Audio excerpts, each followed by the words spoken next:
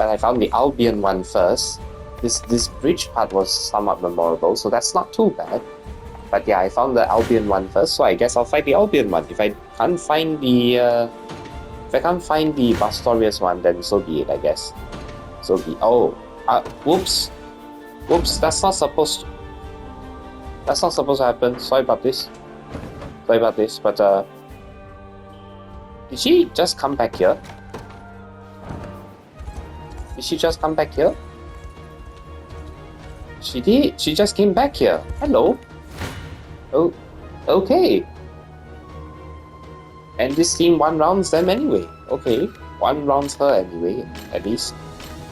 Yeah, I've been experimenting with a couple of teams. I've been trying out this one with 3 Elven Archers. Not doing so hot, unfortunately. That team's not doing so hot.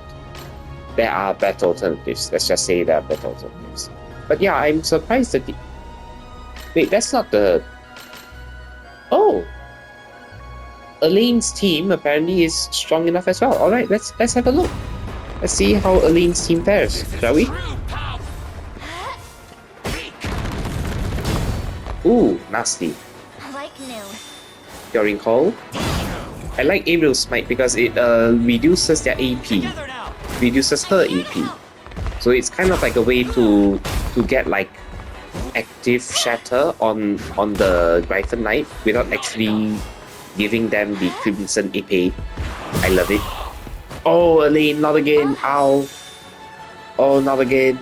Not again. Elaine, my boy.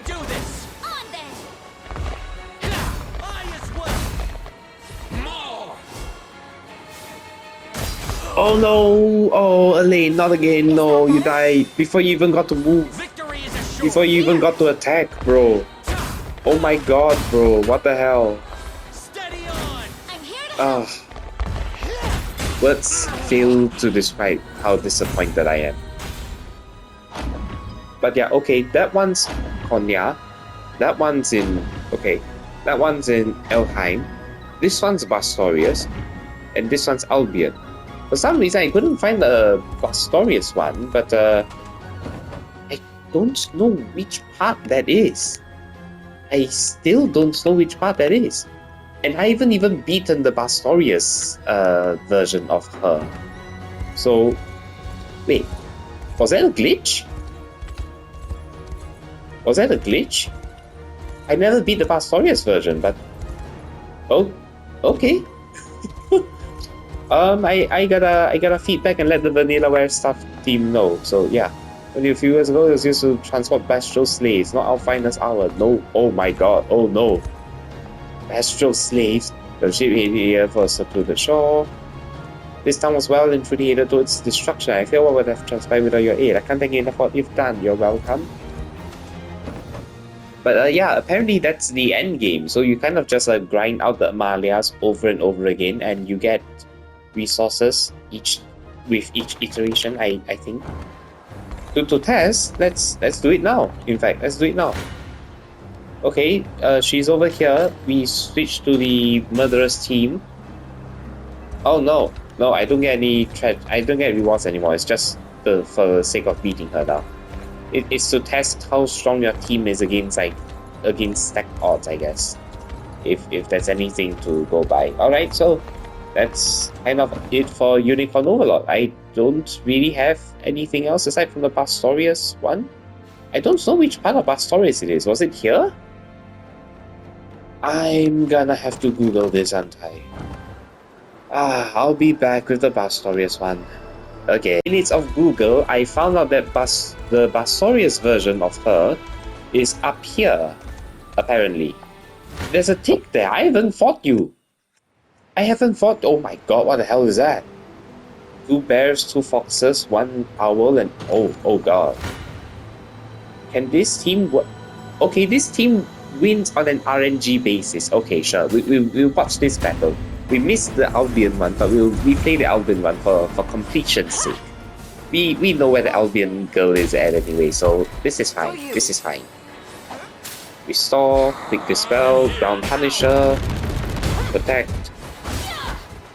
Oh, that hurts. That hurts a lot. Ow, that hurts. Why do they hurt so much? God damn. I'll heal you. Where are my defense ups? Go for it. Bro! Bro, give me defense up already. God damn. Strive for progress. It's gross. We fight on. Alright, inspiration. Hawkeye boosted elemental roar. Pretty good. God seal her. Prevent her from doing that. Okay, physical defense up. That's great. That's great. Feel better. Alright, yeah. Victory. Physical defense up. It came a bit too late, but yeah, that's the Bastorius one done. And I'm sorry I skipped the Albion one, so let's come right back to Albion and clear it out. That's great. We encountered a small bug there, but doesn't seem to matter in the grand scheme of things. And if anything, I kind of like the bug because it told me exactly where the boss would show up. So in a sense, it was helping me because I couldn't tell where the boss was. Oh my god. 3 successive wins? What? 4 success? How strong is this team how strong is this current team against these bozos? What the hell? Oh my god though. What? I'm like almost killing her, but not quite. So something is off, probably. Maybe I need to buff the Roslaris sword. Can I even do that? Can I swap you for like the whole... I can't wear that. I can't wear that. I'm sorry. Notos? Notos, evasion, no. Sacred, no. Something that boosts damage, probably, preferably. See, I'm like almost killing them with this team, but oh, the tables are turned. They killed me. Ooh, that's pain. I almost killed. But yeah, I keep reaching this point where I almost kill and just not quite. Oh, there we go. That's a kill. We'll watch this one, sure, and enjoy. I'm guessing this is because she managed to crit, which means the enemies were doing something that were A, blinding you too many times, or B, draining her PP so much that she doesn't have enough to use the Ember Lance's Hawkeye, which is why it's not dealing the damage. But let's see what this RNG roll brought for us today. I'll strike first. Okay, For you. restore, I'll carve aerial alignment, defensive curse, weaken them, prevent them from guarding, We march at sorcerer's connection, very nice. your gun. Is that a crit? That's not a crit, that's a miss on one of them. Okay, Ready yourselves. okay, big impetus, restore, gives her enough PP to use a Hawkeye, and inspiration really hurts. 4 targets, one of them got blocked, one of them got protected. So yeah, that guy is probably the bane of all existence. He's the one who keeps surviving at the end of the fight, probably, I think, at least. For this round, there's enough, what's that called? I'll heal you. Oh, that's a shame. She's just standing by. She's not using her elemental impetus. She's not using her Timer's Edge. Such a shame, really. Did I not set it so that she...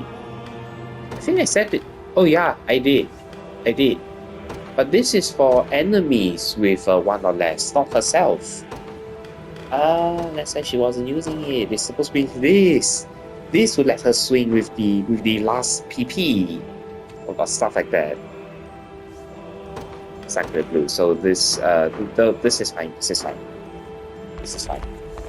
So yeah, I guess that's pretty much it for Unicorners Overlorders. I think I've cleared like pretty much everything up until the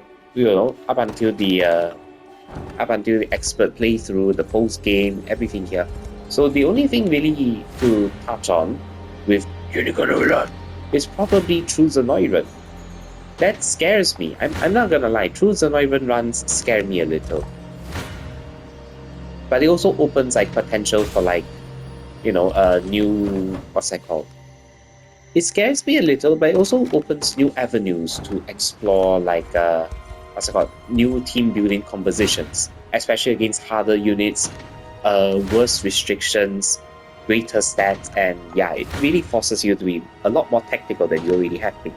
So far, my tactics, well, so far my approach towards the game has more or less been focused on the tactical service. It's not punching through for some reason. Is it because it's you? Maybe if I swap you for Melisandre. Yep, Melisandre. Okay, and yep, it's just cycling the Amalias. So it's not that exciting after the first round. The first round, it's really exciting. After the first round, not so much. It's such a weird sensation, I swear to God. Okay, so apparently there's a shiny here that I have not picked up. There's some resources here that I really don't have to pick up anymore. There's a divine shard. Nice. I always need those. I always respect having those. I'm always happy to receive them. Anyway, so that about wraps it up for this session. And this entire run of Unicorn Overlord. I'll probably, in the future, I'll probably look at a second run of Unicorn Overlord, one that requires me to go into Truseneuven. So all of these will be Truseneuven difficulty. And that's when I'm not sure if I want to use unitary. I'm not sure if I want to go unitary Overlord for the Truseneuven difficulty, or if I just want to play like unitary Overlord as it is by itself. Or maybe I want to play on easy mode and I don't know, try and beat this Grand Kareen without ever, exploring any of the other 4 continents or rescuing Scarlet. I kind of want to see what happens there. It is a game that offers that option because apparently, yes, there we go. This trial was always here, and technically, on the most technical of terms, you could grind this up until your units are like level 20 something, 30 something, and then break through like one of these towns, like the Battle for Storm, super level your units, and just get access to Zenith. And once you have access to the Sigil Child Zenith, you can grind up your units like level 40 something, and then puncture your way to Grand Kareen. That is technically possible. I don't think it's something that people would want to do unless it's deliberate, unless they want to test like, oh, I can beat this game without ever exploring the rest of the continents.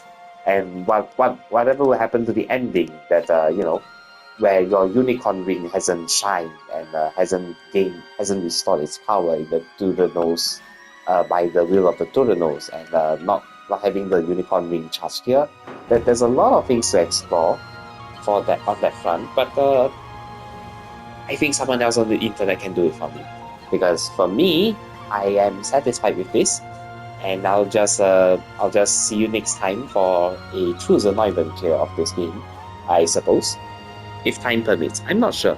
I might want to go back to Stellar Blade and try to play that game before my X and circle buttons break entirely, because let's be honest, the real gripe I have with this game per se is that the mining sections, they gave me so much headache. Like the mining section alone, this section alone, it ate up like more than 14, 15 hours of my entire game time, because I really, really suck at this activity. I suck at it so much, my friends meme about it, everyone's gonna meme about this. I'm not gonna pretend that I don't have the problem. I have the problem.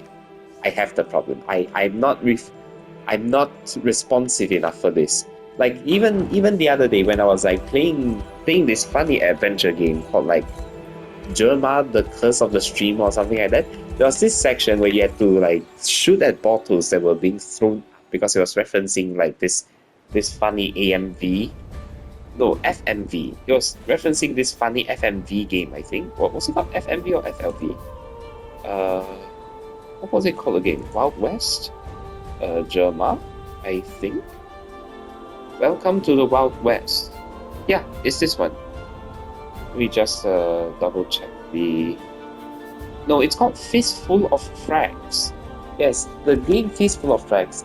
There's this character throwing bottles over and over again. You're supposed to shoot them, but even when I had a mouse, I missed like a lot of them, and I'm literally soft locked at that section of the game. I literally cannot pass that section of the game because, you know, the bottles are moving too fast. I can't shoot them. I have a genuine reflex problem. So, yeah. And if I play Unicorn Overlord in Choose Annoyment, I end up having to mash the X button or the circle button even more, that's gonna ruin my ability to clear Stellar Blade. So I think after this one, I'll do Stellar Blade, and then maybe, you know, come back to Unicorn Overlord after I beat Stellar Blade. And moving forward, maybe I'll throw in a side project or two while I'm playing Stellar Blade. So that's the idea moving forward. Thank you very much for watching this this entire playthrough of Unicorn Overlord. If you have, I don't think you have. You probably watched someone else. This backlog isn't so much for you as much as it is for me to, you know, inform myself, oh, this is how I played the game, oh, this is how I cleared the stuff, and, you know, this is how I enjoyed my time with this game. Well worth the 111 hours. Well, technically you should count it as like 96 hours. You have to cut away the 15 hours I spent on the mining, but yeah, it's a great game, and I'm really great that I managed to come here to the I managed to convince myself to purchase a PS5 for this. Normally, you'd be able to go through this with like Switch or something. Switch is usually more than enough for this game, but you know, the game is gorgeous. But what can I say? Especially seeing this on like a projector against the wall, all of this is so good. Look at that. It's beautiful. Look at it. You even get to select like each of them. You get to select the link. Look at that. You get to choose which one you're looking at. The Rebellion. What was the Rebellion referencing? One general by the name of Valmont betrayed the kingdom. And you can select more links from here, like Holy Knight. What does Holy Knight mean? Granted only to the most superlative of Cornian knights. And Queen Elenia herself. She looks like that. And you can even look at Elaine. And yeah, these chains just keep going, and I love the archive. It's beautiful. I should take my time to look through this myself, but since we are here already, I may as well go through it a little bit more before we end off the video for good. Alright, enjoy. Feel free to pause the video at any time at all, if you know, ever fancy any of these. Just don't expect me to like flip through each individual page for you like this. No, that's not me. That's not me. That you have to buy the game to read yourself.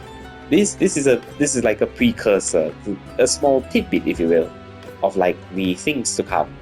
You can enjoy the game, like so. The Holy Mother. Did you know who the Holy Mother was? It's, you know, the maiden basically, and the father. I don't know why it's a patriarchal figure, but that's fine. That's fine. Pontifex, basically a name for like the Pope. Pontifex Arant, which is the father of what was the name again? Scarlet. Yes. And then you see all of these, like this is his art before, and this is his art after. Yeah, it's quite the transformation. It's beautiful. All of this is so nice. Oh, it kind of breaks my heart that few, if any, people would ever, you know, appreciate a game to this degree. It's a beautiful game. It really is, and the food makes me salivate. To no one's surprise, I suppose. I even dedicated like an entire video for this. Maybe I don't know. Maybe between this and the Choose Environment difficulty run, I'll set up a what's that called? I'll just make a video specifically for like every different type of food that I've come across. Like I've done that a little bit for like feeding Scarlet up to the 300 affinity, but I gotta sit down and like properly eat some of the food myself, or probably make some of the food myself. That's even more important, arguably. So they even have towns. Look at that. They even have towns explaining this. Like, once a busy port with ships making frequent trips to and from Pastorius, it was devastated during Zenoria's invasion. and Prashvari, the picturesque lakeside. It is picturesque. I remember where that is. It's beautiful. Fort Plain, that annoying location where like it was to the right of that one bloody Cyril trial that I was supposed to find but never did. It broke my heart a little bit, but there's a whole lot of great details here. The world building is so deep, so complete. It's like a complete package. It's to the point that it's much greater than Fire Emblem. I mean, like Fire Emblem, the first few, like Sacred Sword or like Thracia, yeah, the first few you get committed to them, but then later on they kind of wear themselves thin, if you will. It's like it's just a standard to the point that people can compare like each individual Fire Emblem character like their what's that called, archetypes of like previous characters, like the Jagan archetype. Like, oh, he starts out really strong, but his growths are some of the worst in the game. Don't count on him for the late game because he falls off really hard. He doesn't get nearly enough status increases to help him with the encroaching threat of the enemy. That's why you have to like focus on raising your 0 to hero units, those with very low early stats but have great growths that can really really commit that you can really commit resources into, and they will pay you back in oh no, I'm sorry, what did I miss? Somewhere here. Okay, yeah, okay. Can I go back to all and just go all the way back down there, or is it too much? Let's go back this way. It's fine. Sorry about that. I clicked on the shoulder buttons by accident. But yeah, as I was saying earlier, the game for Fire Emblem is nice and all. I'm not gonna lie. The game for Fire Emblem is a beautiful strategy RPG, and some might argue it's one of my favorites because that's how I got into the whole strategy RPG tactical RPG in the first place. But this one's a very different beast. This one reminds, well, I know this is based off of like Dragonhood, and oh my god, look at that! The late king of Dragonhood, you never see his face. You never see his face out otherwise, and even here, it's just concept art, but it's right there. Look, that's Hugo. You've never seen his portrait in game, but they even took the effort to illustrate him. It's beautiful. Look at this. This game's world building is so much better in that regard because it really thinks about and considers like each and every part, like how this would affect the story, how that will affect the story. And yeah, the story is kind of more like an afterthought when you think about it, because the whole point of Unicorn Overlord, as far as I'm concerned, is that when they were making this game, they focused primarily on like the mechanics of the game, on like the combat, like how would it play and stuff like that. Some people are turned off by the sort of auto battle-y nature of like the fights, but some others, argue that it's part of the strategy. You really kind of have like this prescience, this foreknowledge of like how the fight will end up, and it's up to you to manipulate the RNG or manipulate the orders and priorities in such a way that you can survive the encounter, and not just that, you can survive with like the best probability, or survive with the best odds by reducing the amount of damage that you take to the lowest possible, based on the position of the enemy, the position of your own units, and so on. Yeah, that's like the core of the gameplay. Once they got the gameplay down, the rest of the story, this story that I'm currently scrolling through right now, is really supposed to be an afterthought. I mean, think about it. Albion A, Bastorius B, Cornea C, Dragonode D, Elheim E, Fefrith F. It's literally A, B, C, D, E, F, and Zenora Z for like the other end of the alphabet. It is to put it in light terms, the story literally is an afterthought. You just the A, B, C, D, E living in the region F, and they just expanded the story from there. This story really was kind of an afterthought, but look at this. Look at all of these entries. If this is what an afterthought looks like, this is supposed to be afterthought. Let me make this straight. If this is what the afterthought looks like, all of these details on like each individual character, their sequences, like the events, the what's it called, significance of each location. Oh, if this is an afterthought, I want this company to live forever. I want these animators. I want these animators, programmers of Vanillaware to live forever. This is beautiful. Do you ever see this level of effort for other games? Not necessarily. You don't see that often anymore. You usually find this locked behind like DLC or some shady market practices like Game Pass, or like, you know, stuff that encourages forced obsolescence. It's terrible compared to this. Oh my god. Oh my god. Bowman of the Setting Sun, that's Galamir. That's the event. That's the event. Even gives you a chance to replay the event. You can like watch this cutscene all over again. Look at that. This is Galamir peeking from afar, and you, what's it called? You even get to like speed through just in case you miss something. Then you can like come back here and listen to her one line like this. Were you not hoping to speak with her? Who are you? And why are you spying like this? I can't discuss this here. Come with me. Yeah, if you just wanted to hear that line, I can't discuss this here. Come with me. That's good enough. It's good enough. Look at that. Okay, you can't always get like the full event, I suppose. You don't really find like the post battle scenes, events, kind of. But yeah, Radial's quest, that was a great quest as well. She was ostracized by her town, and you know, labeling theory and all, you know, they call her a monster, and no matter how hard she tries to convince you otherwise, you are so bigoted in your belief that she's a monster that she ended up becoming one. She's a crappy spawn of an elf and a human.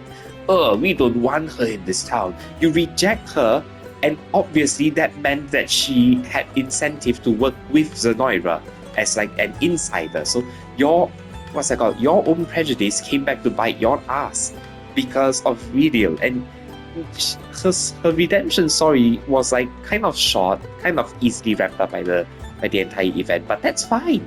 That's fine. Honestly, it's so heartwarming to see this kind of elaborate degree of storytelling and story building found inside of a game. How many times have you seen games do this degree of like complexity in like the design?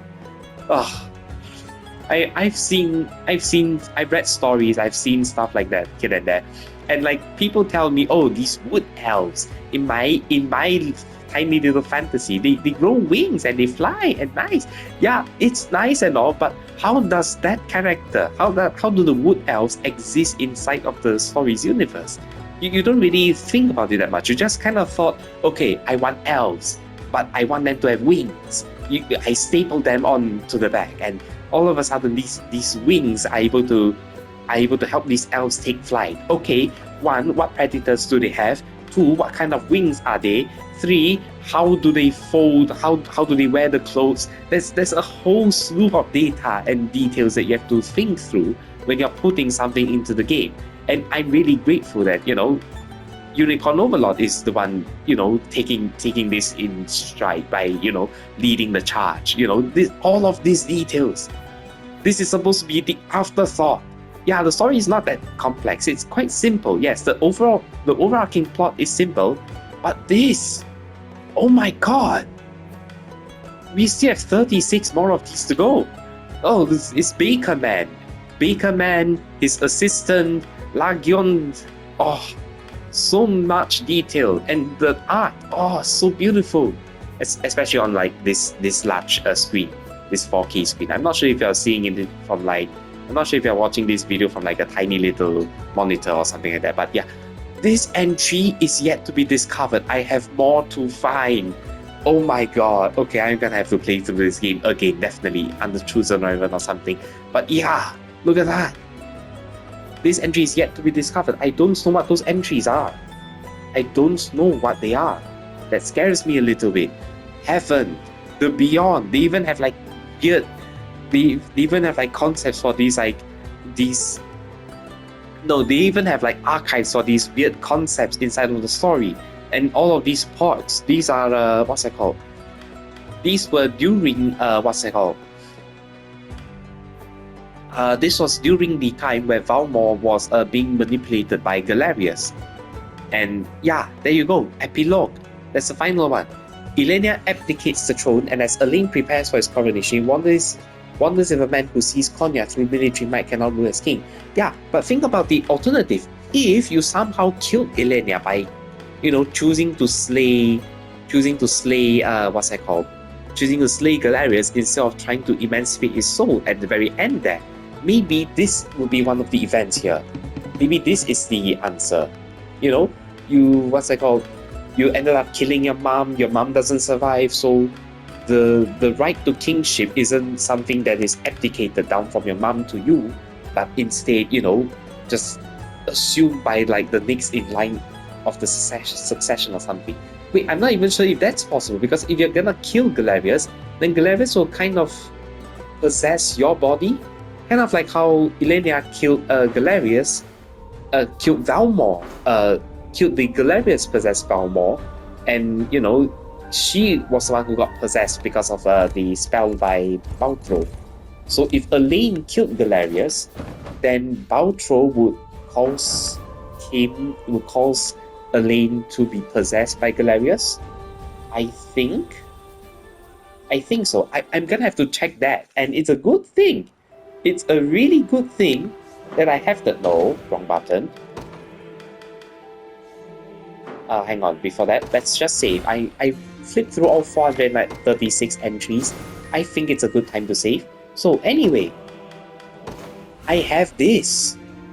I don't know if you remember or not, but I have this. I can come back. 90, no. I have this. I can beat the game again and try for a different ending this time. Oh no, I don't even have to do that. I can, what's it called? The load. I can do it from here, right? This one? Was it this one? Yes, load from here, yeah. I can do it from here. I can just kind of like go in here, do Unicorn Overlord quest again, beat Galerius here, and then choose to kill him here. Yeah, I guess that'll be the next video idea, I suppose. So I'll see you next time for Unicorn Overlord post game, where I, try and complete these archive entries. I'll see you next time. Bye bye.